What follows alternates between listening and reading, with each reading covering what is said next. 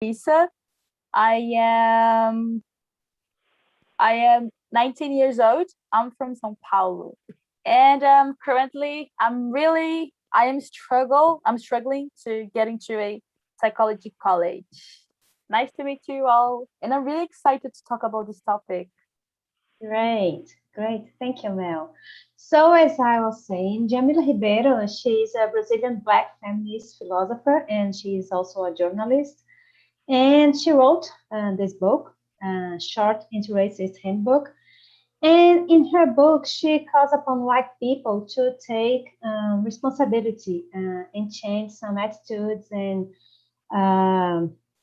some attitudes that can result in privileges and oppression of others. So she brings up some important topics to help us take our place, right, in the anti-racist fight. So it's a really good book, and it's my tip for you to read this book if you want to know more about this. So now I think people are already here. I will split you in small rooms, and I'll send the questions. Just a sec. Let me copy the questions. And guys, please, I will split you as I said, and in the small room, choose a leader to guide the conversation. Be respectful, be kind. We all have our own opinions. We don't need to agree with others' opinion, but we need to respect. We must respect, especially because we have this hard topic to talk about. So I'm still copying. There are some questions which are really long, and I need to send another part. Did you receive the questions? Yeah. Yes. Yes. Yeah. Oh, and I have, oh my gosh, I don't know why I do this. We have 15 questions. You don't need to answer all of them. You can bring your own questions too. It's just a guide. Some of those questions are related to this book, I told you, but if you didn't read this book, there's no problem. It's just to guide. Do you have any questions? No? No. So let me create the rooms. We are in 23. Maybe we'll have 4 rooms. So I'll bring you back 15 minutes before the end. So if I remember. And that's it. Be respectful, be kind, be polite, and let's make this experience a great experience to learn and to improve as human beings. Oh, I need to delete my room. Just a sec. Don't forget to choose a person to guide this conversation, guys. Yeah, that's true. I just need to put Melissa here in the same room as me.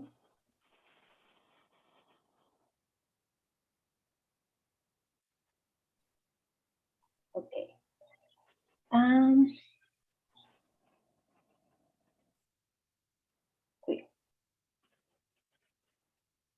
Okay. Deleting one room. And guys, see ya.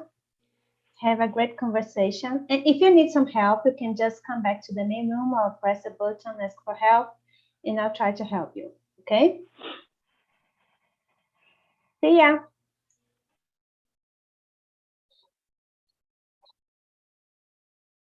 And for those who are still listening to me, it means that you're here in the main room. So, and we are live on YouTube.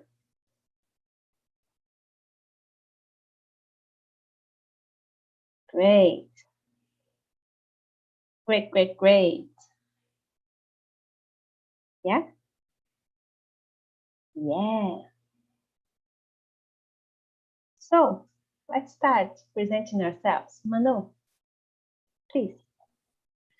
Hello, everyone. How are you? I'm Anu.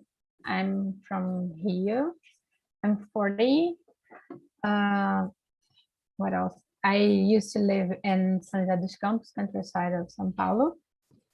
And I come back to Rio, thank God. And I work with marketing. Nice to meet you all. Great. Mel, what about you? Present yourself again. What's up?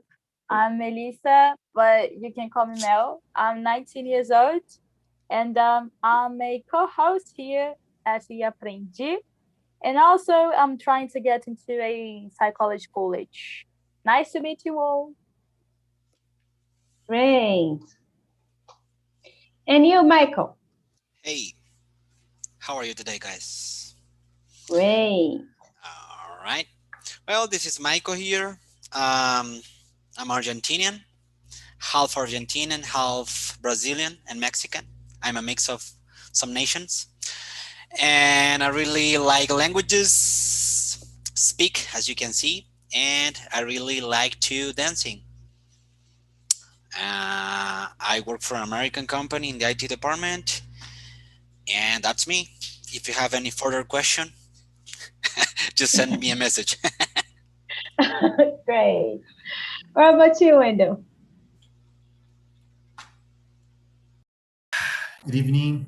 My name is Miller. I am a PhD student from Goiânia, but living in Campinas, São Paulo. That's all. Cool. Serena. Hi, I'm Serena. I'm 24, and I am a person very tired, especially for my age. So that's it. Great. So guys, let's start. Are you sure that you're gonna keep your camera off? What was that? Would you like to please open your camera? Let me see you all. Come on, guys. We are live on YouTube. Let's start with the first question. It's a tough topic. So, thank you all. Serena, I will respect you, you know, you said you're tired, so I'm I not... look like shit, you know, so the reason my camera is closed, it's because we're live.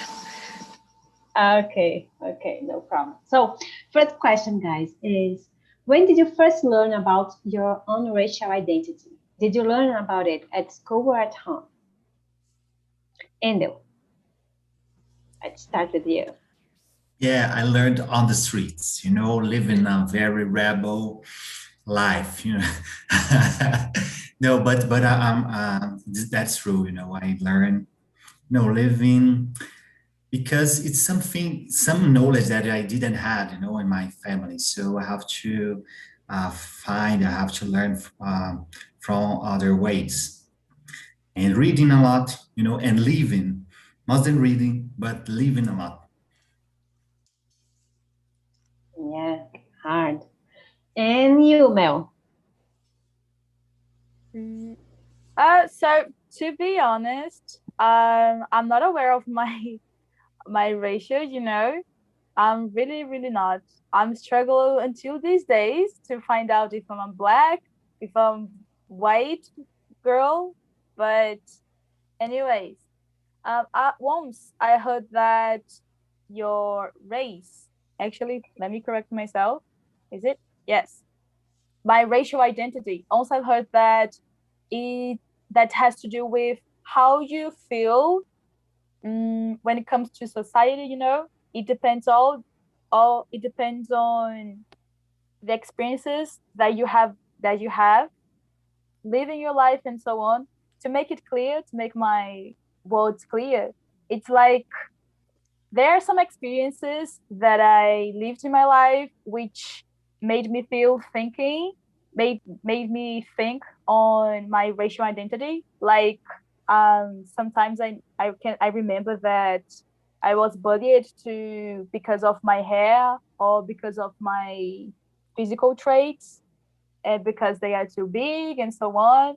And since these days, I try to think about it. That's it. Yeah. Yeah, great. And you, Michael? Well, I'm kind of curious about that question because according to what I was taught, we are our equals.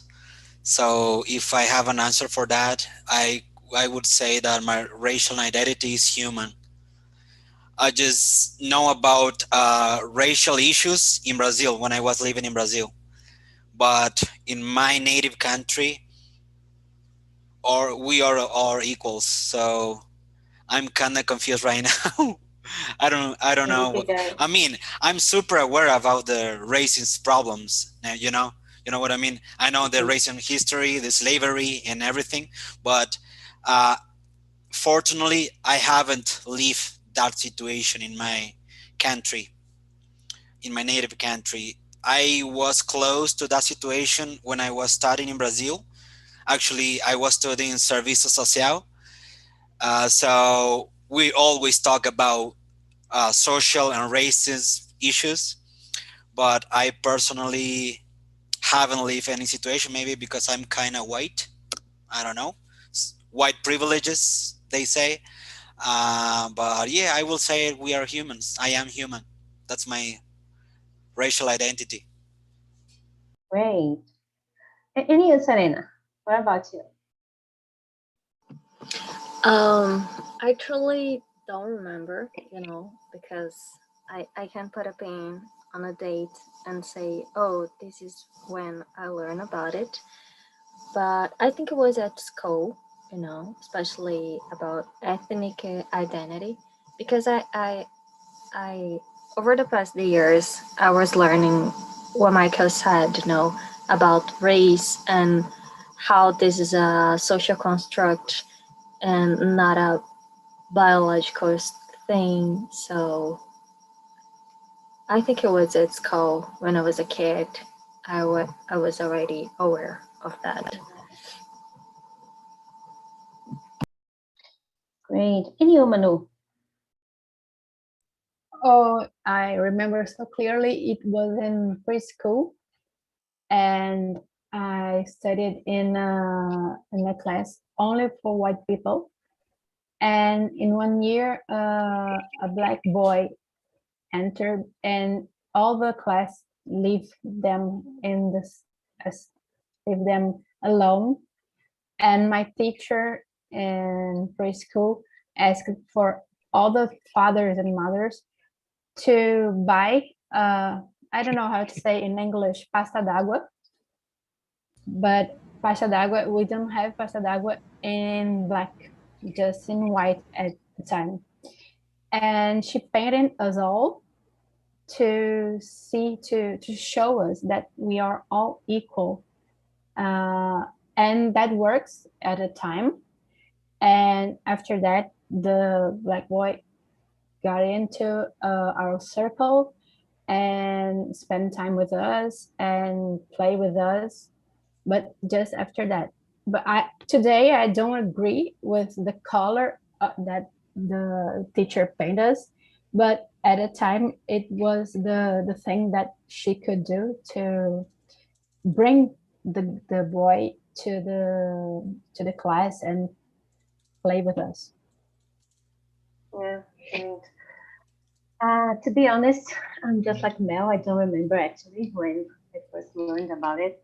I just thought about it for the very first time when I finished my high school and I needed to fill that form to get into a college.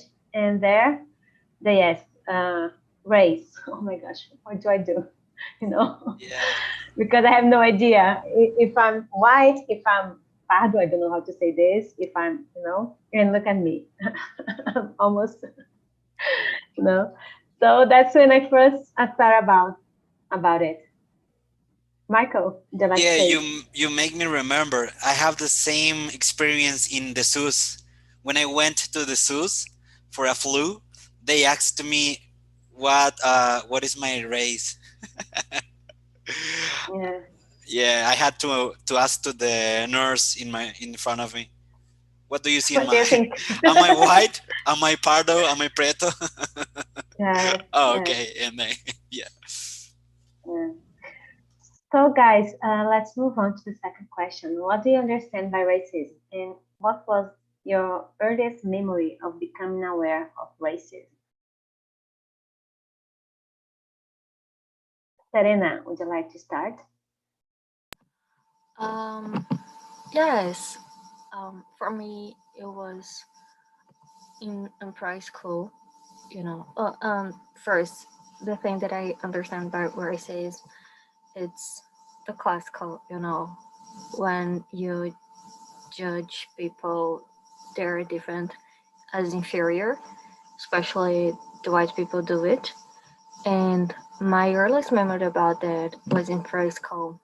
I remember one day I was getting out of school and the policeman was doing, I don't know how to say baculejo in English, I but don't think there is this word in English.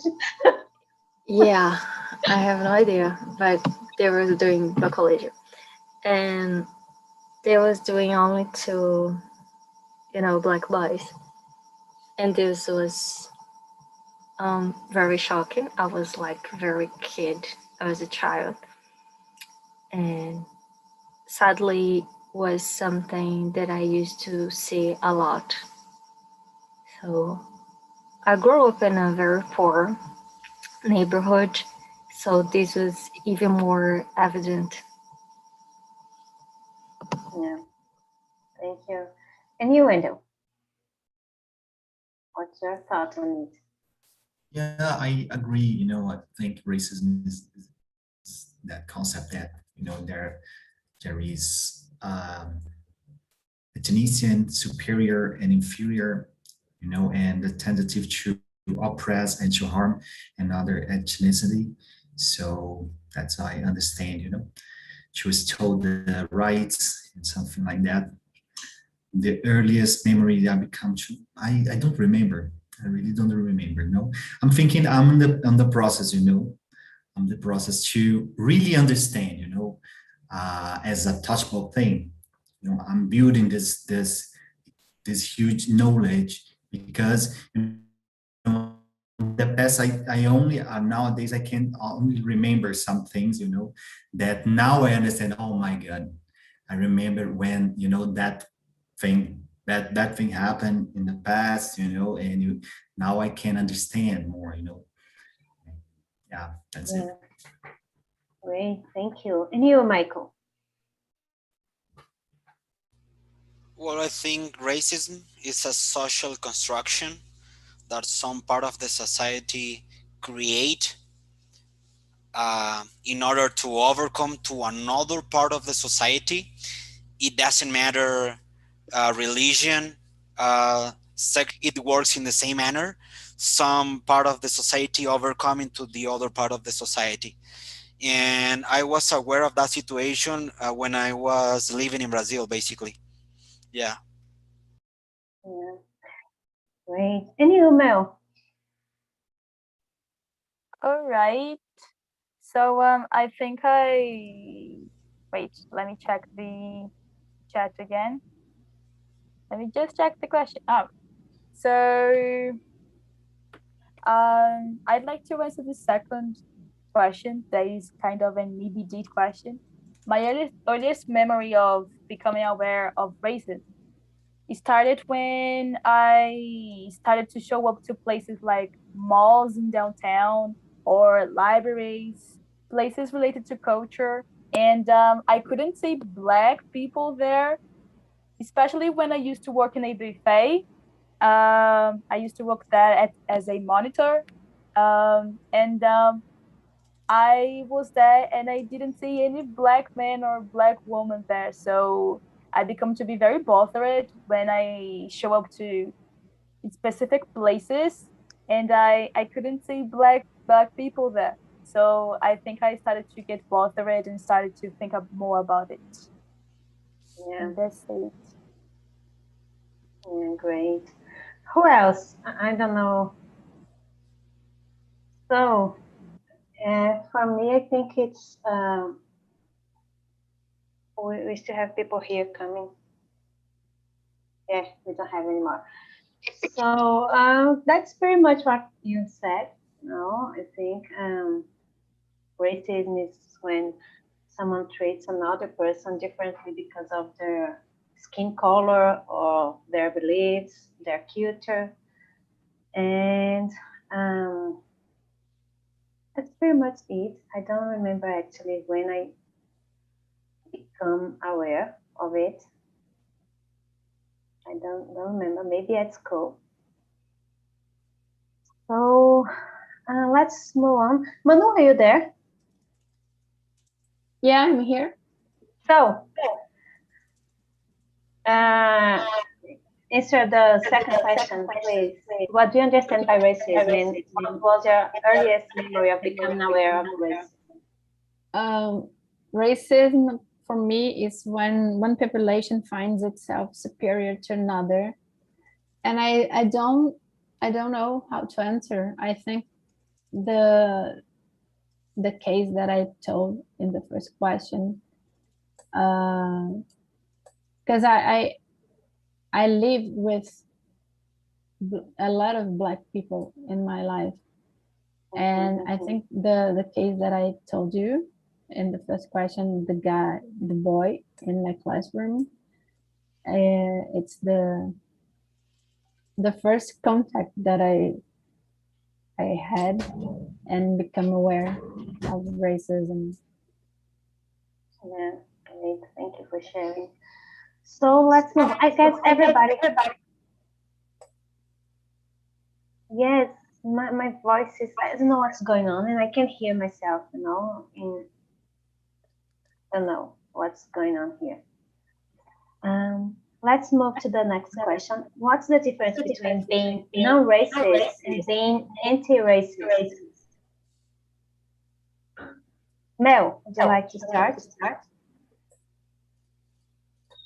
Okay, so the difference is, as I think that the difference is on how you deal with situations like that. When you face racism, what do you do about that?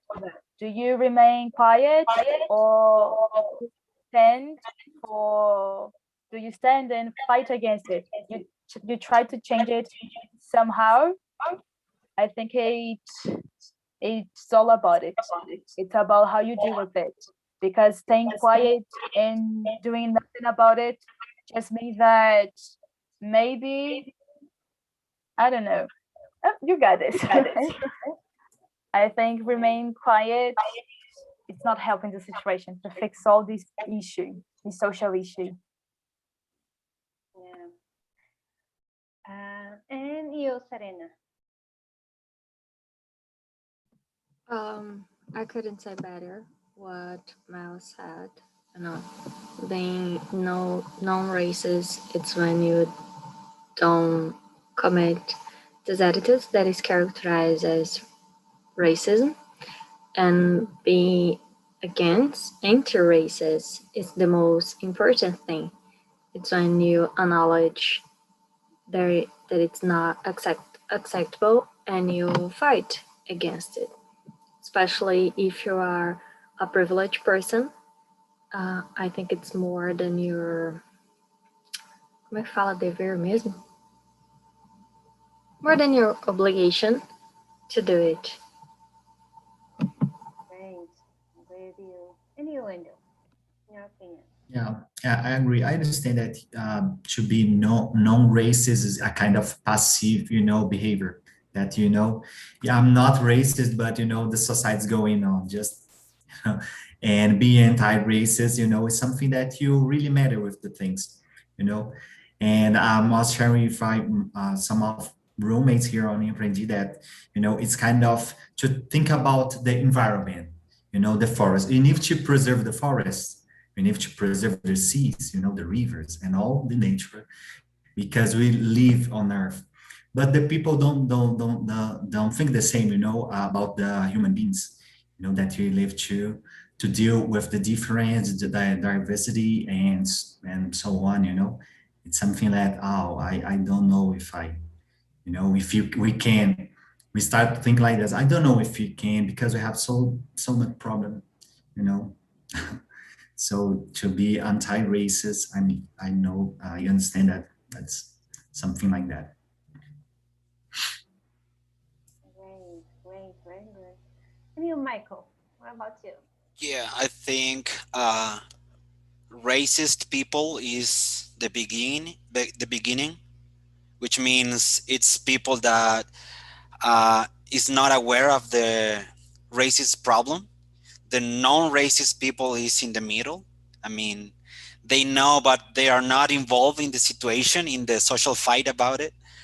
And the anti-racist is basically people that are involved in the fight against the racism. And I think it's really important about how the people is involved in the politic. Actually, it's not about a decision. They have to know the history about how the racism begins, basically. If they are not know how it starts, they don't know how to change it, or how can they fight against it. So I think it's basically, in my perspective, is racist, non-racist, and anti-racist. Great. And you, Manu? Oh, I couldn't agree more with Mel and Serena, and that's what I would answer to you.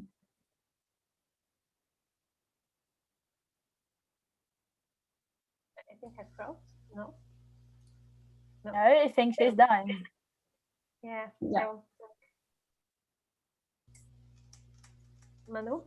So great. Yep. Did you finish? Yeah. I think I'm having some troubles with my internet. So. Your mic is too low. Yeah, now it's too Your low. voice, yeah. I'm trying to fix it. Oh gosh, they really hard day. Yeah. So is it better now? Yeah. So I think for me, I agree with you. Oh, I think being non-racist means that you can have beliefs against racism, but when it comes to fight against something, you don't do anything. You just don't get involved with this fight. But when you are anti-racist, I think you are actively seeking not only to raise your consciousness, but about race and about racism, but you also take action when you see racial inequity. I don't know how to say this word. Inequity. Yes, inequities in everyday life. So I think that's very much it. Let's move on. Have you ever had attitudes or used ways of speaking that carry an ingrained prejudice? How did you feel when you became aware of such an act? Who would like to start this one?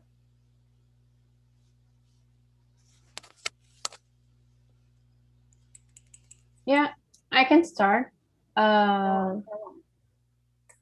Of course, I had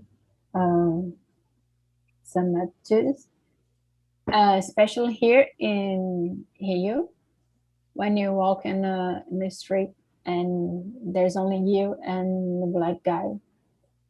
I have always tried to stay calm, but it's very hard. And especially if the guy doesn't have a t-shirt or flip-flops. And I know that it's prejudice. I know what I'm doing. I don't like my attitude, but it's here in Rio, it's very complicated. But I try to be calm. I got you. And you, Endo? Yeah, I think we do it all the time, We do it all the time. You have to review a lot. And sometimes I think that the thing is so shallow and smooth. So you do it, and you don't know that you are doing. You have to make a deep review about our language, we will find a lot of big problem. And I agree. I'm thinking about what Manu said, that it's something that we can to see as the same, that we have the danger and the violence, and then they have the racism, and sometimes the violence is based on the statistic, and you can, oh, I'm not racist anymore, I'm not racist, so I'm gonna walk in the dark because Brazil is a paradise, and we know that it's don't happen like that. You have to be careful with this because it's dangerous. We have a statistic to comprove that, and sometimes we know that's the real, the reality. That's the reality. Yeah, yeah. I think sometimes we do this. I agree with you, and sometimes we're just joking, make some joking, and Yeah. but I think it's important to know that, to be aware that even a joke, it's a bad way. It's not Yeah. a good thing to do. So, what do you think, Mel?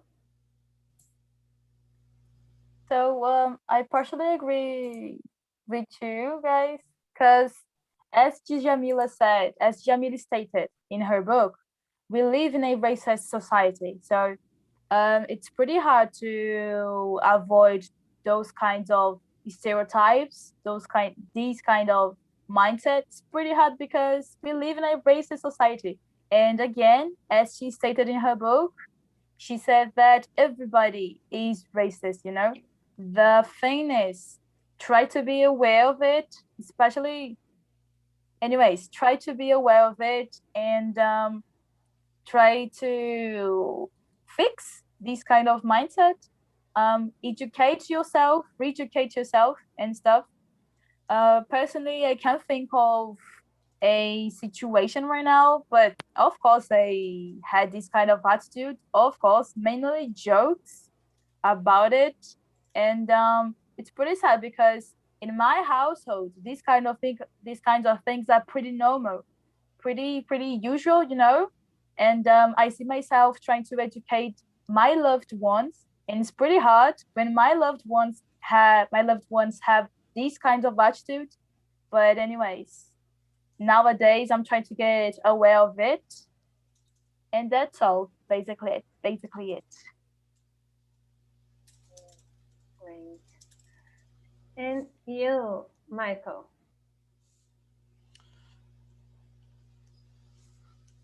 Yeah, I think I couldn't agree more. Basically, you all guys said everything. I agree, especially with Melissa and Endel. So I would like to skip that answer for me because Great. they say everything. I couldn't agree anything basically. Yeah. Yeah. Serena, what about you?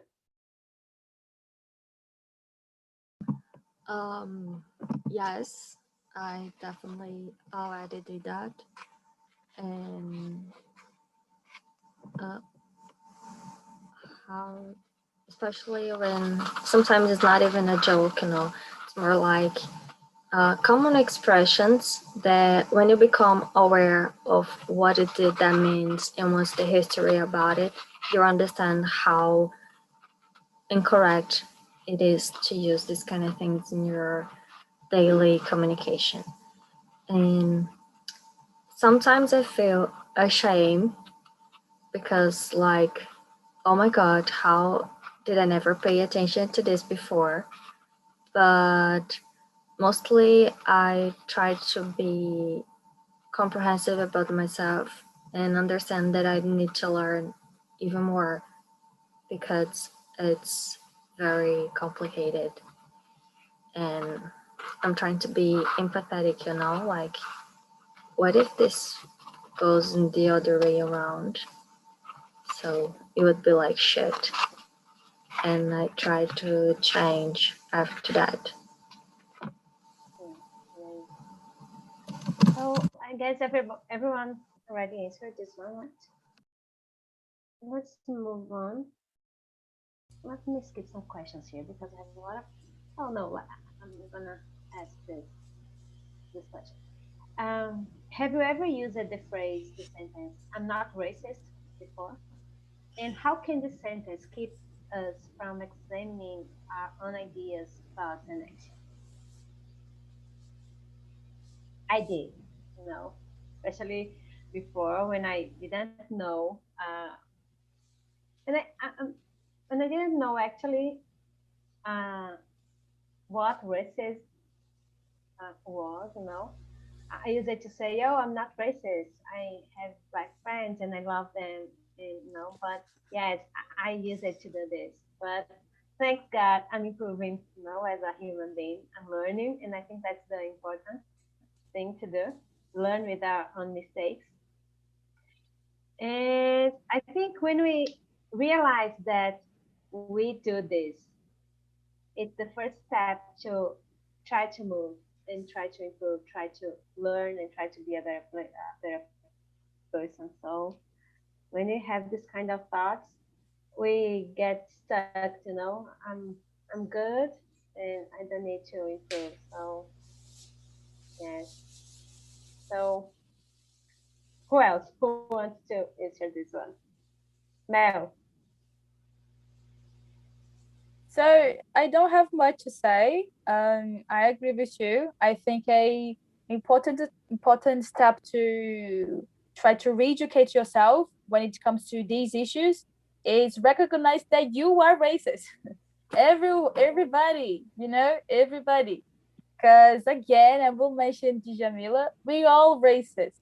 So Yeah. when you deny it, when you try to deny it, you are just making more trouble, you know, you are just making harder to fix your mindset.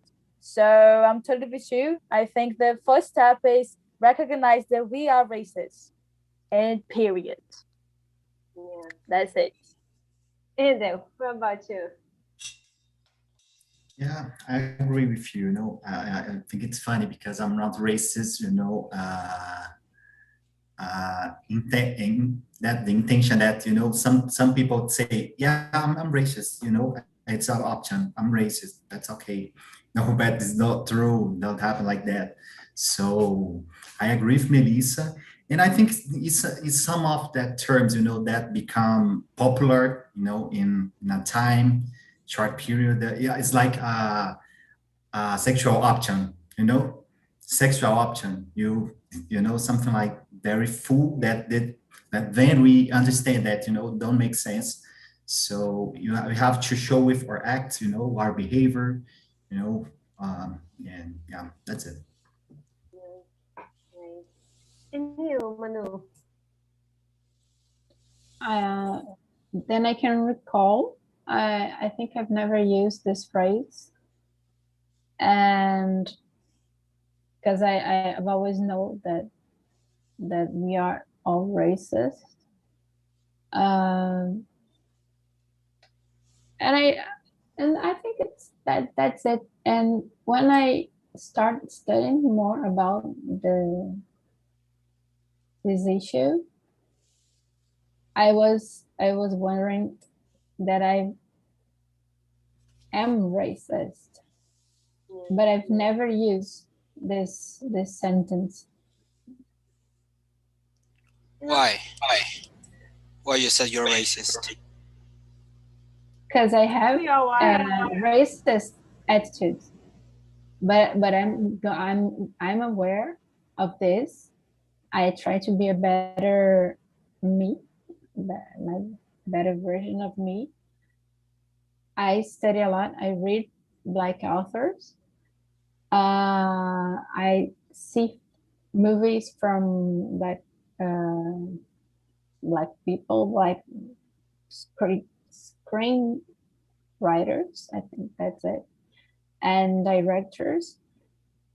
But like I said in the other question, when I am in the streets, mainly at night, I am very racist. But I know that. I'm aware of that. But I've never used this word. I am not racist because I was being I don't know how to say hypocrita. But that's it. I don't know how to say hypocrite. Hypocrisy. What do you think? Who? You can go. You can answer this. No, let's go. I cannot hear you. That's why I'm answering what? Who? Your microphone is... So, Michael. Yeah. I don't know what's going on. Everything's a mess. No, you're good. No worries. Yeah, I've never used "I'm not racist." I spent the most part of my life being foreign, so I'm part of that minority. I disagree with the idea we all are racist, because racist people is intentionally racist. Maybe I did some comments, some racist comments based on my ignorance, but no intentionally. And when I was aware of that, I immediately start working and change it. But I'm not intentionally racist, so I cannot consider myself as a racist.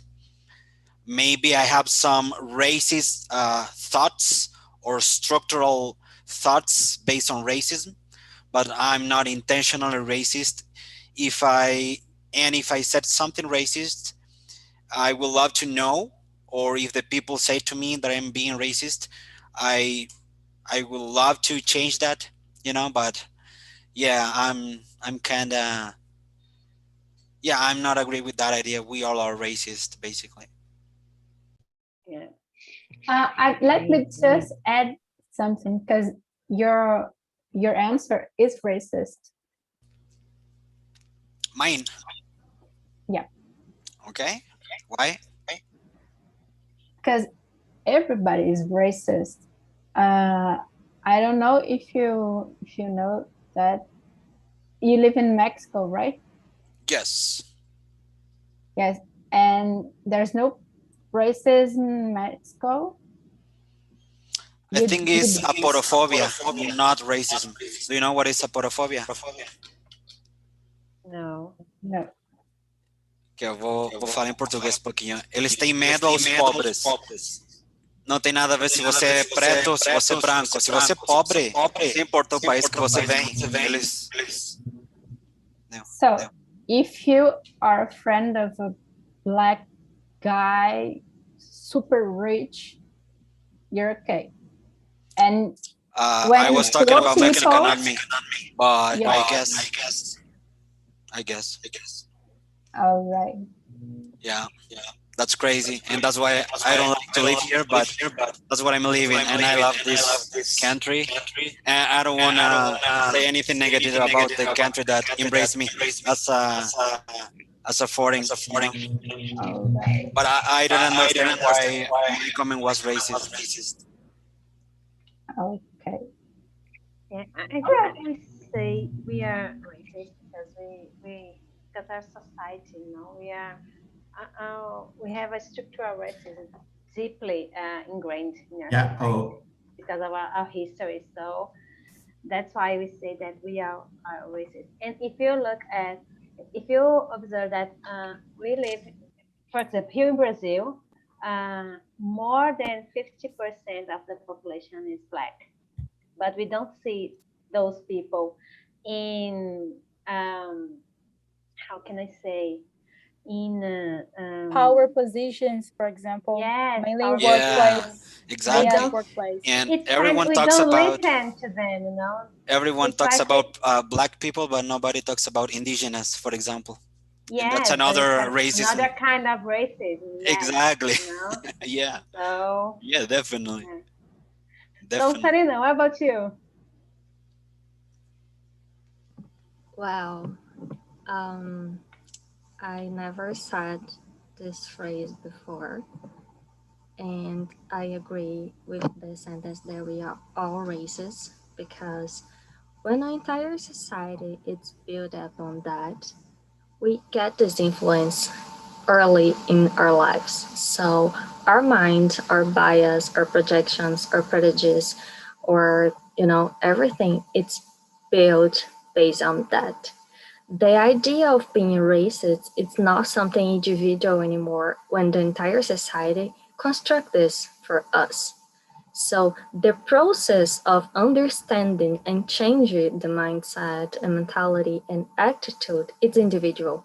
So you can become an anti-racist, but and also it's not something like biological for us to say I born this way, like I born racist or I born non-racist. We all were raised for being racist. That's the point. When you look to the history and how the civilization was built, there is always this dynamic of power relation and superiority relation from an ethnic another. So this is the basis of everything. So it's impossible for us to come to this century and tell, oh, I am not racist. Is something that you have to construct of being non-racist. But I don't think it's possible to separate these two things. It's not something that we build individually. It's something that we disconstruct. It's not something that we construct. So for me, that is the point to separate these two things. Yeah. And also the history is who tells the history, Oh, the white Yeah. guy, Powerful people the wrote the history, yeah, definitely. Yeah. There is So exactly the point, mainly the history it's written and dominated by men, white men. So this says a lot about our ideas these days, how this is still perpetuate for us, you know. That is why I agree with what everyone else says about us being racist. It's for me, it's not possible to deny it.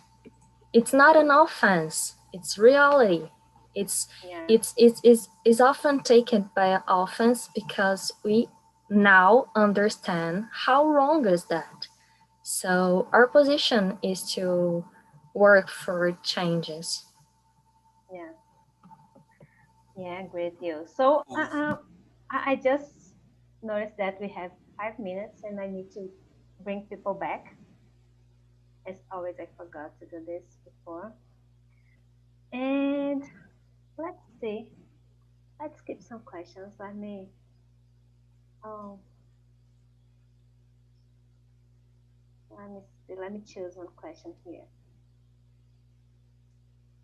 So, we're talking about it. So, what are you? Question number 8. In her book, Djamila Ribeiro says many people who consume Black culture are not concerned with the years that the Black population lives in the country, or even they don't care about the whitening of this culture. So, do you usually critically analyze the cultural content you consume? When you say that in the soap operas, for example, people are always Black people are the bad guys or the poor people. So do you usually analyze this kind of content you consume?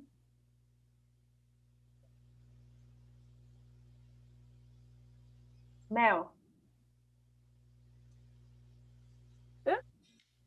I'm still reading this question.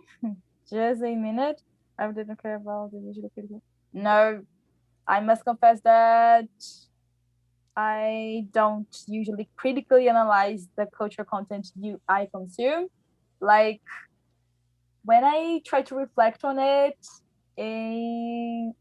it's not always, I try to reflect on it, but not always. So yeah, I can't make my point on it, to be honest.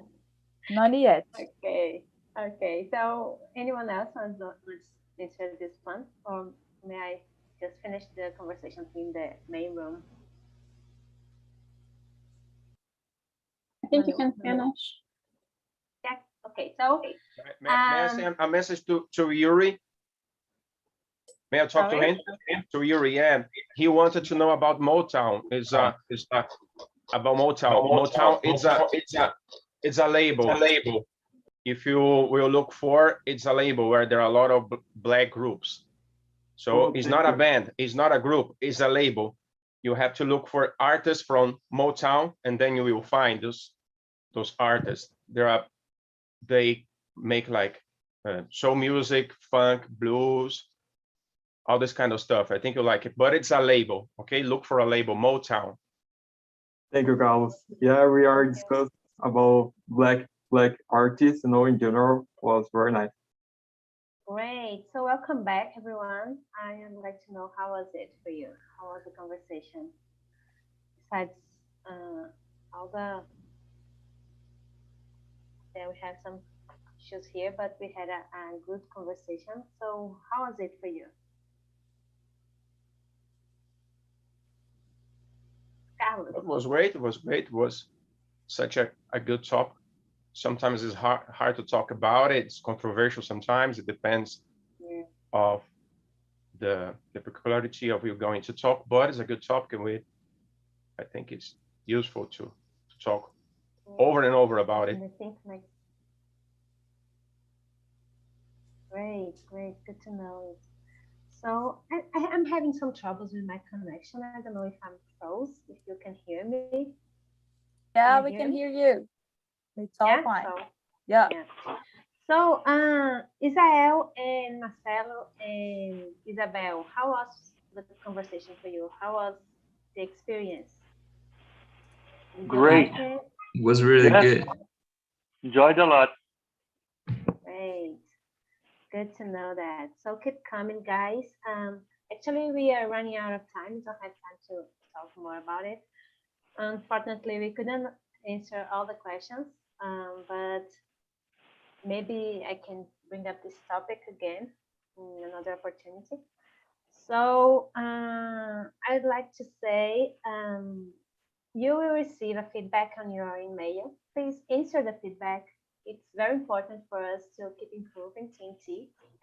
And remember that you can join all the meetings you want, as much as you want. All this week, we are going to talk about racism and different topics related to it. So keep coming. It's gonna be a great week, an important week. So I think that's it.